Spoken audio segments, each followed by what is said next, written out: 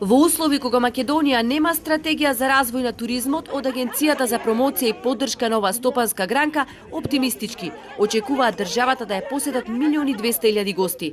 Тоа, велат од оваа владина институција, е доволен мотив да се довршила стратегијата за туризам, која од своја страна ќе обезбеди поголем девизен прилив во државната каса, а дотогаш останува да виси прашањето на што се темелат вака силните очекувања за туристички бум.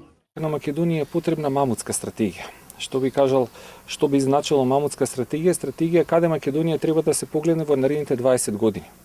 Токму на поле во кое што би, барем од моја гледна точка, но повеќе од туристичките работници, би требале да поставиме многу повеќе сегменти на алтернативните форми на туризам. Се до оној момент до кога ќе одлучиме што понатаму стратегиски ќе работиме со Охрид, но и со Македонија како туристичка дестинација. Без национална стратегија, во туризмот лута и нашата туристичка мека Охрид.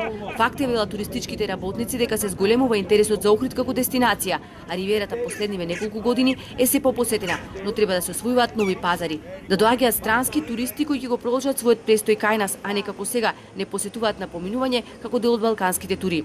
Дополнува дека Охридскиот аеродром не е доволно искористен. Мора да имаме се повеќе авиолетови во Охрид, значи се повеќе се мисли на не само овие досега што ги имавме дестинации, него главен туристички напад би требало да се очекува од Германија. Значи тоа е најголемиот пазар во Европа со преку 80 милиони жители.